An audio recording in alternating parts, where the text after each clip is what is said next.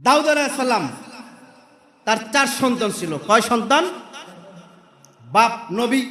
এখন দাউদ নবী অসুস্থ, আল্লাহর দিকে তার মোলাকাত হওয়ার সম্ভাব্য সময় চলে আসছে। এই রাজ্যের ক্ষমতা কাকে দিবে? 4 সন্তানের যোগ্য দুনিয়ার লাইনে। এখন বড় সন্তান বলে বাবা আমাকে দাও, পরেরটায় বলে বাবা আমাকে দাও, তার পরেরটায় বলে বাবা আমাকে দাও। ছোটটায় তো একবারে জোর শুরু হইয়া বাবার সামনে যে বলছে বাবা আমি সন্তান ছোট, ওই ভাই এই ভাই ওই ভাই সব পাইছে, আমি কিছুই পাই নাই, আমাকে তোমার এই রাজ্যের মালিক বানায় দাও। রাজ্যের মালিক হও কি এত সহজ কথা? দাউদ আলাইহিস সালাম বলেন আমি 4টা প্রশ্ন করব। কয়টা? জোরে বলেন কয়টা প্রশ্ন? উত্তর দিয়েন। কয় প্রশ্ন? প্রথম প্রশ্ন হইল বলো সবচেয়ে মানুষের জন্য কাছে কি এবং সবচেয়ে দূরে কি, সবচেয়ে দামি কি, সবচেয়ে বেদামি কি? কয়টা প্রশ্ন? প্রথম সন্তান যিনি তাকে বলে বাবা তুমি বলো সবচেয়ে কাছে কোন বস্তু, সবচেয়ে দূরে কোন বস্তু, সবচেয়ে দামি কোন জিনিস, সবচেয়ে বেদামি কোন জিনিস? এখন দুনিয়ার আমি তো প্রশ্ন আগেই ফাঁস করে দিছি, আপনারা এখন বলতে পারবেন। দাউদ আলাইহিস সালাম তো বলেনি আগে। এখন এই প্রশ্ন যখন সামনে আসছে, দুনিয়াদার যারা তারা বলে বাবা সবচেয়ে কাছে এই মুহূর্তে আপনি আমাদের কাছে, আপনার কাছে আমরা। কি বলেন? সবচেয়ে কাছে কি আমাদের কাছে আপনি, আপনার কাছে। আর সবচেয়ে দূরে হইল মানুষের মৃত্যু। আওয়াজটা কি দিছে দিকে? কি একটা বোমা ফোটাইছে? বুঝছে না না বুঝছে? বুঝছে বুঝছে, হুজুরা জাকা সব ভালোই কয়, এই জন্য সুবহানাল্লাহ কইছে, ঠিক না? এক এক সন্তান এক এক জবাব দিল দুনিয়ার লাইনে, এক একজনে এক এক জবাব। সর্বশেষ তার ছেলের নাম ছিল কি? বলেন না, জোরে কন্যা নাম কি? পয়গম্বর সুলাইমানের কাছে গেছে। সুলাইমান বলে বাবা সবচেয়ে কাছে যেটা, 1 নাম্বার প্রশ্নের জবাব হলো এটা হচ্ছে মৃত্যু।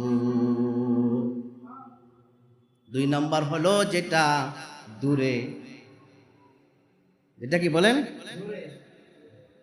আমরা মনে করি দূরে কারা? আমেরিকা, হ্যাঁ ঠিক না? আমেরিকা, আরব দেশগুলো দূরে। সুলাইমান নবী বলে না বাবা সবচেয়ে দূরে যেটা এটা হলো কবর। এটাকে বলেন কবর, ঠিক না? এই যে ডাইনে বামে পাশে কবরস্থান আছে, কবর আছে, অনেক বিল্ডিং এর ভিতরে কবর আছে, ঢাকার ভিতরে অনেক মসজিদের ভিতরে কবর আছে। পাশে থাকা অবস্থায় খবর নেওয়া যায় না, অথচ ইউরোপের খবর নেওয়া যায়। তাহলে ইউরোপ দূরে না কবর দূরে? বলেন। এই এই মুহূর্তে এখানে বৈশাও ইউরোপের খবর নেওয়া যায়, কিন্তু আপনার আমার এই বসার নিচে কবরস্থান আছে, থাকতেও পারে, বা মসজিদের ডাইনে বামে অনেক কবরস্থান আছে। হায় হায় বছরের পর বছর চলে গেল, আজ পর্যন্ত কেউ খবর নিতে পারে নাই। পারছেনি? সবচেয়ে কাছে কি বলেন? মানুষের মৃত্যু। আর সবচেয়ে দূরে কি বলেন? সবচেয়ে দূর হইল কবর। সবচেয়ে দূর হইল কবর। আরে ভাই আযাব হইতেছে কিনা এটা আমরা জানি না? কবরের ভিতরে জান্নাতের আলো আল্লাহ দিয়ে দিয়েছে, জান্নাতের বিছানা বিছায় দিয়েছে, এটা আমরা জানি না? কবর যে একটা ভয়ঙ্কর জায়গা, এটা আমরা অনেকেই জানি অনেকেই জানি না, ঠিক কিনা? অবশ্যই কবর একটা ভয়ঙ্কর জায়গা, ঠিক কিনা? খলিফা মালিক ইবনে মারওয়ানের কাছে একজন কাফন চোর আসছে। ওই 2টা বাদ, সময় নাই, তাহলে এটা দেখেন সবচেয়ে কাছে মানুষের জন্য। বলেন জোরে বলেন সবচেয়ে কি? বলে কাছে মানুষের জন্য। সবাই কোন সবচেয়ে কাছে কি আর সবচেয়ে দূরে কি? এনাফ, খালাস। এই কাফন চোর আসছে। কাফন চোর এসে বলতেছে মালিক ইবনে মারওয়ানের কাছে যে আমি মুসলমান হইতে চাই। আজীব ব্যাপার, মুসলমান হইতে চাও? কি দেখছো? হুজুর জগতের সবাই জানে আমি কাফন চোর, আসলে আমি কাফন চোর, তবে এই কাফন চুরি করতে যে আমি 4টা দৃশ্য দেখছি। এই 4টা দৃশ্যতে, এই 4টা অবস্থায় আমাকে বুঝাই দিল যে কবরে আযাব আছে, আবার কবরে আবার জান্নাতের জায়গাও আছে। সুবহানাল্লাহ। তাহলে তুমি কি দেখলা বলো? 1 নাম্বার দেখলাম, রাত্রে কবর খনন করলো, মাইয়াতকে কবরের ভিতরে রেখে দিল। লোকগুলো আসার সাথে সাথে আমি কবরের জায়গা মাটি সরাই ফেললাম, ভিতরের দিকে তাকাইলাম। আমি তাকে দেখি যিনি মাইয়াত কবরের যে মুর্দার, তার সাথে একটা কুকুর প্রাণী শুয়ে আছে। আমি ভয় পাইলাম, কি ব্যাপার? এই মাত্র কবর থেকে কবর রাইখা চলে গেল, কুকুর কেন? আমি ভয় চলে আসলাম। কবর থেকে শব্দ আসতেছে, তুমি যাও কেন, তুমি যাও কেন? কবরের ভিতরে কুকুর কেন? তুমি জানো না, নিঃসঙ্গ অবস্থায় সঙ্গ দেওয়ার জন্য হাদিসে বলে দিয়েছেন, যারা দুনিয়ার হায়াতে যারা নাপাকি জিনিস খাইবে, নাপাক হালতে থাকবে। কি হালতে বলেন? নাপাক হালতে থাকে, ময়লা দুর্গন্ধ নিয়ে যারা থাকে, নাপাকি অবস্থা যারা থাকে, পেশাব পায়খানা থেকে ঢিলাগুলো ব্যবহার করে না, অনেকে আছে না নাই? অনেক বড় বড় বুজুর্গরা আছে, দাঁড়ায় সারে, যা ফেলে সারুক তার ব্যাপার। ময়লা আবর্জনা নিয়ে থাকে, নাপাকি অবস্থা থাকে, এই নিঃসঙ্গ অবস্থায় ওই যে নাপাকি, ওইটা কুকুর, এই কুকুরটা তার সঙ্গ দেওয়ার জন্য কবরে রাখছে। আর যখন ফেরেশতারা তাকে প্রশ্ন করার জন্য যখন আসবে, যদি দেখে যে তার সাথে কুকুর, আর প্রশ্ন হবে না। নাউজুবিল্লাহ বলেন না? এই জন্য নাপাকি থাকা যাবে। এই দেখলাম। দ্বিতীয় নম্বরে কি দেখলাম? দ্বিতীয় নম্বরে দেখলাম কবরের ভিতরে লাশ রাইখা তারা মাটি দিয়ে আসলো। আমি কাফন আনতে গেলাম, কবর খনন করলাম, দেখি ওইটার ভিতরে একটা শোয়ার। আমি আবার আজিব পিছনে গেলাম, কি ব্যাপার, কি দেখতেছে এগুলি কেন? এটা কবরে রাখার কারণ হইল, এই লোকটা দুনিয়া থাকা অবস্থায় শুধু গিবাত আর চকলখুরি করছে। কি করছে বলেন? চকলখুরি, গিবাত আছে না নাই? দোকানে আছে না নাই? মার্কেটে আছে না নাই? এক চকলখোর, এক গিবাতখোর।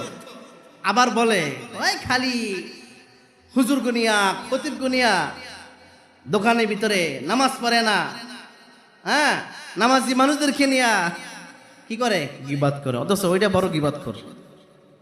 ওটা নামাজ পড়া গিবাত বেশি করার কারণে বেনামাজি যে এই গিবাত করতে সুযোগ পায়। ঠিক কি না? যেটা নামাজ পড়ে খতিবের পিছে, ইমামের পিছে, ইমামদেরকে, খতিবদেরকে না যখন আলোচনা সমালোচনা করে এই নামাজি যায়া, কমিটির লোকেরা যায়া, তখন সাধারণ পাবলিক সুযোগ পায়। মসজিদের কমিটি, সভাপতি, সহসভাপতি, সেক্রেটারি, এই তো মসজিদের খতিব নিয়া, ইমাম নিয়া বাজে মন্তব্য করে, তখন ওই গাঞ্জাখোর, ওই বিড়িখোর, তার কি খায়, তারা কি সে রাস্তা পায় যে যেহেতু মসজিদের দায়িত্বশীলরা, মুসল্লিরা, নামাজিরা ইমাম খতিব কিনে আলোচনা সমালোচনা করে, তাহলে আমাদের করতে সুবিধাটা কোথায়? তাদের জন্য রাস্তা ক্লিয়ার হয় কি হয় না? হয় কি হয় না? এই সুযোগটা দেয় কারা? এই নামাজিরা দেয়। বেশি গিবাত করে নামাজিরা। বলেন বেশি গিবাত করে কারা? কারণ নামাজিরা। কারা কাদের গিবাত করে? গাঞ্জাখোর গিবাত করে গাঞ্জাখোরের, সুদখোর গিবাত করে সুদখোরের, মদখোর গিবাত করে মদখোরের, আর মুসল্লিরা গিবাত করে মসজিদের ইমাম খতিব মুয়াজ্জিনের। ঠিক কিনা? আস্তে কথা, ঠিক কিনা?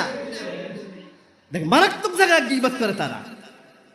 ওরা তো গাঞ্জাখোরের গিবাত করে গেছে, বাদ মসজিদের একজন ইমাম যিনি 5 ওয়াক্ত নামাজ পড়ে, পড়ায়, তাহাজ্জুদ পড়ে, ইশরাক পড়ে, আমিন পড়ে, কোরআন তেলাওয়াত করে, হালাল পথে চলে, ওই ব্যক্তিকে নিয়ে গিবাত করে কারা? মসজিদের মুসল্লিরা। কারা বলেন না? আমি এমন একটা মুসল্লি পাই, সুযোগ খুঁজতেছি দোলাই দেওয়ার জন্য, যে দেখি কখনো কোনো খতিব নিয়ে আলোচনা সমালোচনা করে কিনা, আর একটা দোলাই দিব, আমি চরম শিক্ষা দিই জিন্দেগিতে, যদি কোনো খতিবের সাথে কোনো অন্যায় না করে, খতিব নিয়ে কোনো আলোচনা সমালোচনা কোনো না করে, এমন একটা লোক আমি খুঁজে পাইতেছি না। মনে মনে খুঁজি, আরে চরম দোলাই দেব। আল্লাহ বুঝার তৌফিক দান করুক, বলে না আমিন। 3 নাম্বার কি দেখছো?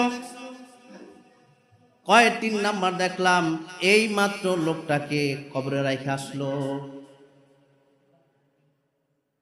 আমি গিয়া কবরের মাটি সরাইলাম কাপড় আনার জন্য, দেখি কবরের লাশটাকে উল্টায় রাখছে। কি রাখছে বলেন? উল্টায় রাখছে। আমি ভয় পাইলাম, ব্যাপার কি? কবর থেকে আওয়াজ আসলো, যাও কেন? আমি বললাম এই অবস্থা কেন? অবস্থা যদি শোনো তাহলে দাঁড়াও। কবর থেকে আওয়াজ আসতেছে, এই লোকটা দুনিয়ায় থাকা অবস্থায় নামাজ পড়তো ঠিক, কিন্তু নামাজের হেফাজত করতো না। কি করতো না বলেন? নামাজ পড়তো, নামাজ মন চাই নামাজ। আছে না এমন নামাজিরা? আছে না? পোশাকটা ঠিক নাই, পোশাকটা ঠিক নাই, সূরা কেরাতে ঠিক নাই। নামাজ যে হেফাজত করতে হইব, নামাজের মতো নামাজ যে পড়তে হইব, এই এই চিন্তা চেতনা তার ভিতরে না। নামাজ যেমনি ইচ্ছে এমনি পড়তে। তা নামাজের হেফাজত না করার কারণে সাথে সাথে আল্লাহ তাআলা তার কবরকে কি করছে, তার লাশকে কি করছে, উল্টাই করে ফেলছে। পরে কি দেখলাম? চারটা না, পরে দেখলাম যখন কবরের ভিতরে লাশ রেখে আসলো, আমি কবর খনন করলাম ওই কাফন আনার জন্য। কবরের ভিতরে তাকিয়ে দেখি কবরের ভিতরে যেই ব্যক্তিকে রাখা হয়েছে সে কবরের ভিতরে নাই। কবর থেকে মেশকের ঘরান, এসির মতো ঠান্ডা বাতাস। কবরের ভিতরে তাকিয়ে দিয়ে বিশাল প্রশস্ত, আমার চোখ যত দূর পর্যন্ত যায় ওই পর্যন্ত একটা ফুলের বাগান। বাগানের মাঝখানে একটা চেয়ার আছে বা কুরসি আছে, এটার ভিতরে একটা যুবক সুন্দরভাবে বসে আছে। হাজার হাজার হাজার যুবতীরা তার খেজমত করতেছে। তা আমি আজিব, পিছনে দেখলাম কি, এখন দেখতেছি কি, কবর থেকে শব্দ আসলো। এই লোকটা এই দুনিয়ায় থাকা অবস্থায় 5 ওয়াক্ত নামাজ পড়ছে। আল্লাহর হুকুম আদায় করার কারণে কবরে রাখার সাথে সাথে আল্লাহ তাআলা কবরের ভিতরে জান্নাতের পোশাক, জান্নাতের বিছানা বিছায় দিছেন। জোরে কন্না সুবহানাল্লাহ। এই চারটা আমি দেখলাম যে হযরত আমি আর চুরি করব না, আমি আর ডাকাতি করব না। আপনার হাতে আমি হাত রাখলাম, আমাকে আপনি মুসলমান বানায় দেন। লা ইলাহা ইল্লাল্লাহ, জিকির করেন লা ইলাহা, লা ইলাহা, লা ইলাহা, জোরে লা ইলাহা